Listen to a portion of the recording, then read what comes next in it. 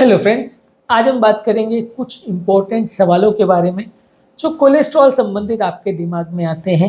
ज़्यादातर बहुत सारे सवाल कोलेस्ट्रॉल से रिलेटेड लोगों के दिमाग में आते हैं। आज हम उन्हें आंसर करने का प्रयास करेंगे।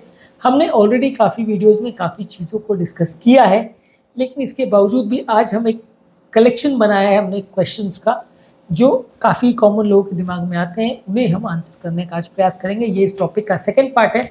पार्ट 1 में हमने कुछ 10 क्वेश्चंस आंसर करे थे। आज पार्ट 2 में कुछ और क्वेश्चंस को हम आंसर करने का प्रयास करेंगे। टॉपिक पर जाने से पहले जो लोग हमारे चैनल पर नए हैं उन्हें रिक्वेस्ट करूँ कि चैनल को सब्सक्राइब करें, वीडियोस को लाइक और शेयर करें। यदि इनके अलावा भी कोई सवाल आपके दिमाग में आते हैं तो कमेंट सेक्शन में नीचे उनको आप बता सकते हैं, हम उन्हें फ्यूचर में आंसर करेंगे। लोगों के दिमाग में सवाल आता है कि यदि मुझे कोलेस्ट्रॉल का प्रॉब्लम है तो क्या मैं ड्रिंक कर सकता हूँ और क्या रेड वाइन पीने से कुछ फ़ायदा होगा। यूजली अल्कोहल आपके कोलेस्ट्रॉल लेवल्स को बढ़ाता है, ट्राइग्लिसराइड लेवल्स को बढ़ाता है यदि आप रेगुलर अल्कोहल लेते हो, क्योंकि ये आपका वजन बढ़ाता है और इसमें फ्री और एम्प्टी कैलोरीज होती हैं जो कि आपकी हेल्थ के लिए अच्छी नहीं है। तो यदि आपको कोलेस्ट्रॉल का प्रॉब्लम है तो आइडियली आपको अल्कोहल नहीं पीना चाहिए। रेड वाइन का थोड़ा कॉन्ट्रोवर्शियल है। रेड वाइन के लिए ज़्यादातर डेटा तो ये है कि थोड़ा बहुत वो ट्राइग्लिसराइड लेवल को कम करने में मदद करता है, एचडीएल गुड कोलेस्ट्रॉल को बढ़ाता है, लेकिन ओवरऑल जितना कैलोरी वो देता है और जितने नेगेटिव इफेक्ट होते हैं, जितना उससे आदत पड़ती है, वो बहुत अच्छा नहीं है। इसलिए एज अ डॉक्टर तो हम किसी को रिकमेंड नहीं करते कि आपको रेड वाइन भी लेना चाहिए। कोलेस्ट्रॉल के लिए तो बिल्कुल नहीं लेना चाहिए। तो ऑब्वियसली दवाइयाँ उससे कई गुना ज़्यादा सेफ है यदि आप उसको ले रहे हैं। तो अगर आदत है आपको ऑलरेडी अल्कोहल लेने की और अल्कोहल के बिना काम नहीं चल रहा है तो फिर आप रेड वाइन पर स्विच कर सकते हैं, थोड़ा बहुत उसे ले सकते हैं। वो बाकी अल्कोहल से थोड़ा बेटर पाया जा सकता है, लेकिन वो बहुत बेनिफिशियल है और आपके हेल्थ के लिए अच्छा है और ब्लॉकेजेस को खोल देगा। ये सब पूरी तरह से मिथ है और इसे आप फॉलो मत करें तो अच्छा है। अगला सवाल जो लोग हमसे पूछते हैं कि यदि मेरी फैमिली हिस्ट्री है कोलेस्ट्रॉल लेवल हाई होने की तो उसका क्या इंपॉर्टेंस है, क्या सिग्निफिकेंस है और क्या मुझे भी कोलेस्ट्रॉल होने का चांस हो सकता है। ये पूरा ही टॉपिक हमने एक सेपरेट वीडियो में आंसर किया है, लेकिन फिर भी शॉर्ट में बता दे रहा हूँ। कोलेस्ट्रॉल लेवल जो अगर आपकी फैमिली में किसी को ज़्यादा है तो उससे 5-10% चांस हो सकता है कि आपको भी ज़्यादा हो जाए। कुछ जेनेटिक या फैमिलियल डिस्लिपिडेमिक डिसऑर्डर्स होते हैं जिसमें कि बहुत ज़्यादा परिवार में लोगों को कोलेस्ट्रॉल होता है, बहुत ज़्यादा हाई वैल्यूज़ का कोलेस्ट्रॉल होता है, तो वैसे लोग को चांस कंपेरेटिवली ज़्यादा रहता है क्योंकि उनके जीन्स लेवल पे बहुत प्रॉब्लम होती है। रूटीन लोगों को जिनको थोड़े कोलेस्ट्रॉल का वैल्यूज़ है उनके परिवार में लोगों को इतना ज़्यादा होने का चांस नहीं है, 5-10% है। और यदि किसी व्यक्ति को अगर कोलेस्ट्रॉल है भी तो उसको दवा देना है या नहीं देना है, उसको फॉलो करना है या नहीं करना है, वो सारी चीज़ें इस बात पे डिपेंड करेंगी कि उस पर्टिकुलर व्यक्ति का कोलेस्ट्रॉल कितना है। अगर आपके माता पिता भाई बहन को कोलेस्ट्रॉल था तो इसका ये मतलब नहीं है कि बच्चों को भी दवा चालू कर दी जाएगी। बच्चों को कोलेस्ट्रॉल की दवा तभी दी जाएगी जब उसको कोलेस्ट्रॉल डायग्नोज होगा। जब तक नहीं होता है तब तक उनकी जांच हो सकती है, जांच की फ्रीक्वेंसी बढ़ाई जा सकती है, लेकिन दवा देने का कुछ खास फायदा उनको नहीं होगा। कोलेस्ट्रॉल की वैल्यूज़ को कितनी फ्रीक्वेंटली चेक करना चाहिए और नॉर्मल एडल्ट्स के लिए क्या रिकमेंडेशन है। गाइडलाइंस वेस्टर्न ऐसा ये कहती है कि आप 2-4 साल 5 साल में भी एक बार चेक कराएं तो चलता है। हम यूजली रिकमेंड करते हैं कि जहाँ आज की डेट में टेस्ट ईजीली अवेलेबल है, यदि आप अफोर्ड कर सकते हैं तो साल में एटलीस्ट एक बार करना चाहिए। 35 साल की आयु के बाद साल में एक बार करना चाहिए। आप अगर अफोर्ड नहीं कर सकते तो 2-4 साल में भी एक बार कराएं तो चलेगा, लेकिन जो लोग हाई रिस्क हैं, जिनको ऑलरेडी कोलेस्ट्रॉल का प्रॉब्लम है, जिनको ऑलरेडी डायबिटीज़ का प्रॉब्लम है, परिवार की हिस्ट्री है, उनको एटलीस्ट साल में 1 या 2 बार इसको टेस्ट करना चाहिए ताकि अगर कोई दवा वगैरह की ज़रूरत है तो पता चल सके और टाइमली लोगों को ट्रीट किया जा सके। अगला सवाल जो लोग हमसे पूछते हैं कि यदि मुझे कोलेस्ट्रॉल लेवल हाई है तो क्या मैं बीच बीच में स्नैक्स ले सकता हूँ, और स्नैक्स ले सकता हूँ तो कौन से, जो मेरे कोलेस्ट्रॉल लेवल को उतना अफेक्ट नहीं करेंगे। यूजली आपको अगर कोलेस्ट्रॉल का प्रॉब्लम है तो एटलीस्ट ऑयली या जंक या स्पाइसी या स्नैक इस तरह का आप खाना नहीं लेना चाहिए। फ्रेंच फ्राइज वगैरह इस तरह की चीज़ें जो मार्केट में प्रोसेस्ड फूड्स मिलता है वो सब अवॉइड करना चाहिए। इसके बदले कोई हेल्दी स्नैक जैसे फ्रूट्स हैं, नट्स है, या दही से बने हुए चीज़ें हैं, या साग सब्जी से बने हुए सैलड्स हैं, ये सारी चीज़ों को आप स्नैक के फॉर्म में अपने साथ ले जाएं या कहीं परचेज करके खाएं तो वो कंपेरेटिवली ज़्यादा हेल्दी है। उससे कोलेस्ट्रॉल लेवल पर उतना नेगेटिव इफेक्ट नहीं पड़ेगा और वो हार्ट के लिए हेल्दी है। आप इसके बदले अगर समोसा कचौरी और इस तरह की चीज़ें खाएंगे तो वो कोलेस्ट्रॉल वाले पेशेंट्स के लिए बुरा है। हाँ, कभी कभार अगर मन चले और बहुत ज़्यादा हो तो हम आपको बांध के रखेंगे, ऐसा नहीं है। कभी कभार आप खा भी सकते हो, महीने 2 महीने में एक आध बार, पर उसको रोज़ की आदत मत बनाएं क्योंकि जब भी आप खाएंगे आप मान के चलिए कि आपका कोलेस्ट्रॉल वैल्यूज़ बिगड़ेगा।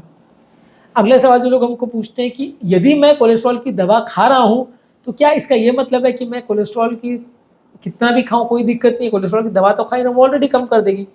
ऐसा नहीं है, यूजली दवाएं का भी लिमिटेशन होता है, और दवाओं के साथ आपको थोड़ा डाइटरी अगर फॉलो करते हैं आप चेंजेस, या अगर डाइट का प्रॉपर ध्यान रखते हैं, खाने पीने का ध्यान रखते हैं, तो आपको लॉन्ग टर्म रिजल्ट्स कंपेरेटिवली ज़्यादा अच्छे मिलेंगे, प्रॉब्लम्स होने का चांस कंपेरेटिवली कम रहेगा, लॉन्ग टर्म आपको इश्यूज कम होंगे। तो इसलिए बेटर होगा कि आप डाइट को फॉलो करते रहें, अच्छा डाइट लें।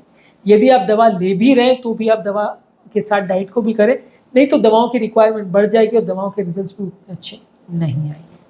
अगला क्वेश्चन लोग पूछते हैं कि कोलेस्ट्रॉल लेवल और सैचुरेटेड फैट्स का क्या रिलेशन है, क्या हर फूड प्रोडक्ट्स जिसमें सैचुरेटेड फैट है वो कोलेस्ट्रॉल बढ़ाता है, कौन कौन से एग्जांपल्स हैं सैचुरेटेड फैट्स के। तो देखिए, सैचुरेटेड फैट से डेफिनेटली एक बैड कोलेस्ट्रॉल का रिलेशन है, जितना ज़्यादा आप सैचुरेटेड फैट लोगे वो आपके कोलेस्ट्रॉल लेवल्स को बढ़ाता है।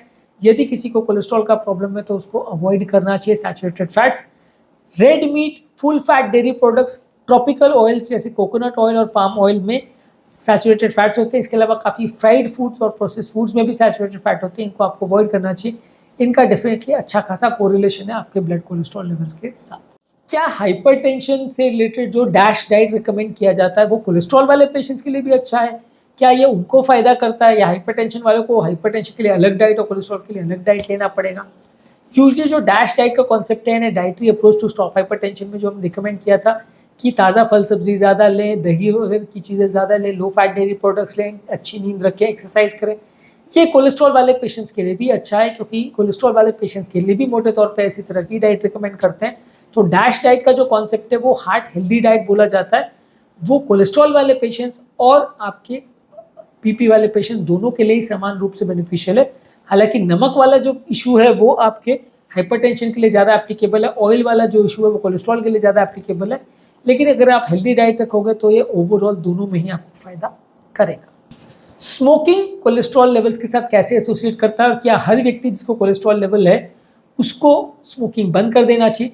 स्मोकिंग हमारे गुड कोलेस्ट्रॉल यानी एचडीएल लेवल्स को कम करता है, नलियों को डैमेज करता है, बैड कोलेस्ट्रॉल को ज़्यादा ऑक्सीडाइज करता है। इसके लिए हमारे ब्लड को वो बैड कोलेस्ट्रॉल को क्लियर करना ज़्यादा मुश्किल होता है, वो नलियों में ज़्यादा डिपॉजिट होता है।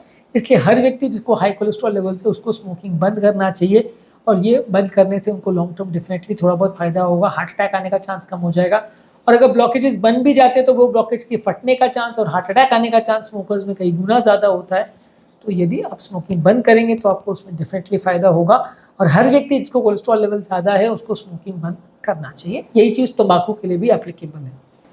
अगला क्वेश्चन लोग हमसे पूछते हैं कि क्या स्ट्रेस कोलेस्ट्रॉल से रिलेटेड है, और यदि है तो क्या करना चाहिए जिससे कि वो हमारे कोलेस्ट्रॉल को अफेक्ट ना करे। स्ट्रेस यदि लोगों के लाइफ में रहता है, दिमाग में तनाव या मेंटल स्ट्रेस अगर रहता है तो डेफिनेटली वो कोलेस्ट्रॉल वैल्यूज़ को अफेक्ट करता है। जितना ज़्यादा आपके दिमाग में स्ट्रेस होगा उतना ज़्यादा आपकी बॉडी में स्ट्रेस हार्मोन्स रिलीज होंगे, और ये स्ट्रेस हार्मोन्स आपके कोलेस्ट्रॉल वैल्यूज़ के लिए नुकसानदायक है। आपको योगा, प्राणायाम, डीप ब्रीदिंग एक्सरसाइज इस तरह की चीज़ें करके अपने स्ट्रेस हार्मोन्स को कम करना चाहिए। ये स्ट्रेस जो आपके बॉडी में कम होता है तो कोलेस्ट्रॉल वैल्यूज़ भी बेटर होंगे, और उसे कंट्रोल करना भी थोड़ा ईजी हो जाएगा। क्या कोई कोलेस्ट्रॉल से रिलेटेड सुपर फूड्स हैं जो मार्केट में अवेलेबल है, जो हमारे अपने डाइट में इंक्लूड करने चाहिए, जो कोलेस्ट्रॉल वैल्यूज़ को कम करेंगे? इसमें फैटी फिश जैसे सैल्मन, टूना, ये सारी फिशेज हैं। नट्स है जैसे आलमंड और वॉलनट यानी अखरोट और बादाम। ऑलिव ऑयल है और होल ग्रेन्स है, ओट्स वगैरह है। ये कोलेस्ट्रॉल लोअरिंग फूड्स में आते हैं। इनको अगर आप अपने डाइट में इंक्लूड करेंगे तो ये एक तरह से सुपर फूड माने जाएंगे। इनको ज़्यादा मात्रा में खाने से आपका कोलेस्ट्रॉल लेवल कम करेंगे। कोई भी चीज़ को लेकिन बहुत अथा मात्रा में नहीं खाना चाहिए, क्योंकि वो कोलेस्ट्रॉल भले कम कर दे लेकिन ज़्यादा मात्रा में खाने से कैलोरी देगा और फिर इनडायरेक्टली वजन बढ़ा देगा, और वो आपके लिए इनडायरेक्टली नुकसान करेगा। तो बहुत ज़्यादा नहीं खाना चाहिए, पर हाँ ये कंपैरेटिवली सुपर फूड्स हैं और इनको आप ज़्यादा मात्रा में लेते भी हैं तो भी कोलेस्ट्रॉल कम करने में कुछ हद तक मदद करेगा, बशर्ते आपका वजन ना बढ़ना चालू हो जाए। यूजली अगला सवाल जो लोग हमको पूछते हैं कि कोलेस्ट्रॉल के वैल्यूज़ किस एज के बाद आना चालू होते हैं, और क्या उम्र दराज पेशेंट को यंग लोगों के कंपैरिजन में ज़्यादा कोलेस्ट्रॉल के बारे में चिंतित होना चाहिए? कोलेस्ट्रॉल वैल्यूज़ जो है वो उम्र के साथ बढ़ते हैं। हालांकि कुछ कंजेनाइटल डिसऑर्डर्स हैं जिसमें कोलेस्ट्रॉल जल्दी भी आ सकता है, लेकिन ज़्यादातर उम्र दराज पेशेंट में आता है। इसका मेटाबॉलिज्म धीरे धीरे करके गड़बड़ होने लगता है, और क्योंकि उम्र दराज पेशेंट में हार्ट अटैक्स और ब्लॉकेजेस होने का चांस और हार्ट अटैक रिलेटेड कॉम्प्लिकेशंस होने का चांस कई गुना ज़्यादा रहता है, तो इसलिए उम्र दराज पेशेंट को ज़्यादा इसके लिए चिंतित होना चाहिए। हालांकि अगर यंग व्यक्ति को भी कोलेस्ट्रॉल है तो उसके लिए वो भी चिंतित ना हो ऐसा बिल्कुल नहीं है, उसको भी चिंतित होना चाहिए, उसको कम करने का प्रयास करना चाहिए। लेकिन हाँ, उम्र के साथ कोलेस्ट्रॉल की प्रॉब्लम्स और कोलेस्ट्रॉल रिलेटेड ब्लॉकेजेस और उससे होने वाले प्रॉब्लम्स की रिस्क बढ़ जाती है। तो उम्र दराज पेशेंट्स को थोड़ा ज़्यादा उसके लिए सजग होना चाहिए और ज़्यादा अग्रेसिवली कोलेस्ट्रॉल को मॉनिटर करना चाहिए, और अगर ज़रूरत पड़े तो उनके ट्रीटमेंट का अग्रेशन ज़्यादा होगा यंग पेशेंट्स के कंपैरिजन में। अगला क्वेश्चन लोगों को पूछते हैं कि क्या ये पॉसिबल है कि डाइट और एक्सरसाइज द्वारा हम अपने कोलेस्ट्रॉल लेवल को एडिक्वेटली कंट्रोल कर सकते हैं और क्या दवाओं की ज़रूरत ना हो, ऐसा हो सकता है? यूजली अगर बॉर्डर लाइन कोलेस्ट्रॉल वैल्यूज़ है और बहुत ज़्यादा आपकी कोलेस्ट्रॉल वैल्यूज़ नहीं है, मतलब कट ऑफ आपका 100 है और आपका 130-140 एलडीएल है, तो वैसे केस में डाइट और एक्सरसाइज द्वारा आप 15-20% तक का रिडक्शन अचीव कर सकते हैं, बशर्ते आप वो डाइट और एक्सरसाइज को लंबे समय तक मेंटेन करें। आप कोलेस्ट्रॉल वैल्यूज़ को कम कर सकते हैं और प्रॉब्लम्स होने का चांस थोड़ा कम रहेगा, आपको दवाओं की ज़रूरत नहीं पड़ेगी। लेकिन यदि अगर आपका कोलेस्ट्रॉल वैल्यूज़ बहुत ज़्यादा है, यानी आपका कट ऑफ 100 है और आपका कोलेस्ट्रॉल 200 है, या आपका ऑलरेडी बहुत हाई रिस्क जोन में, आप ऑलरेडी अटैक आ चुका है, ऑलरेडी डायबिटीज़ है, तो वैसे केस में ज़्यादातर दवाएं लेना पड़ता है, क्योंकि वैसे केस में बहुत हाई वैल्यूज़ को आप नॉर्मल पे ले आओ डाइट और एक्सरसाइज द्वारा, ये थोड़ा सा मुश्किल है, तो वैसे लोग को ज़्यादातर दवा लेना पड़ता है। यदि आपका कट ऑफ के आसपास का वैल्यूज़ है, बॉर्डर लाइन वैल्यूज़ है, तो फिर सिर्फ डाइट और एक्सरसाइज से काम चला सकते हैं। उम्मीद करूँगा कि आज के टॉपिक में कुछ इंपॉर्टेंट सवालों का हमने जवाब दिया। इनमें से काफ़ी सवाल आपके दिमाग में रेगुलर आते होंगे, फिर भी यदि हमसे कोई सवाल छूटे हैं तो आप उन्हें हमें बेशक पूछ सकते हैं नीचे कमेंट सेक्शन में। जो लोग हमारे चैनल पर नए हैं उन्हें रिक्वेस्ट करूँगा कि चैनल को सब्सक्राइब करें, वीडियोज़ को लाइक और शेयर करें।